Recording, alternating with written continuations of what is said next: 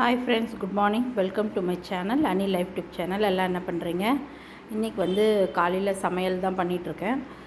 உங்களுக்கு தினம் ஒரு டிப்ஸ் சொல்கிறேன்னு சொன்னேன் இல்லையா? இன்றைக்கான டிப்ஸ் என்னென்னா, வெண்டைக்காய் அறுக்கும் போது நம்ம எப்படி அறுக்கிறதுன்றதை பார்க்கலாம் வாங்க. வெண்டைக்காய் பொரியலை பற்றி தான் இன்றைக்கி உங்களுக்கு ஒரு டிப்ஸ் சொல்ல போகிறேன். உங்களுக்கு ரொம்ப யூஸாக இருக்கும். யூஸாக இருக்கிறவங்க எடுத்துக்கோங்க, சரியா? தெரிஞ்சவங்க விட்டுருங்க, தெரியாதவங்க இது யூஸ் பண்ணிக்கோங்க. வாங்க வீடியோக்குள்ளே போகலாம். பாருங்கள், வெண்டைக்காய் பொரியலுக்காக அறுத்து வச்சுருக்கேன். இந்த மாதிரி கொஞ்சம் இந்த ஷேப்பில் அறுத்திங்கன்னா கொஞ்சம் சாப்பிடும்போதும் கொஞ்சம் நல்லாயிருக்கும்.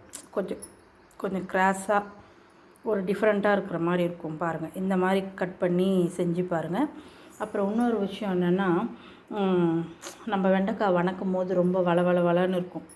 நம்ம ரொம்ப நேரம் அதை வணக்கிற மாதிரியே இருக்கும். அது அந்த வளவளப்பு தன்மை சீக்கிரமாக போகவே போகாது.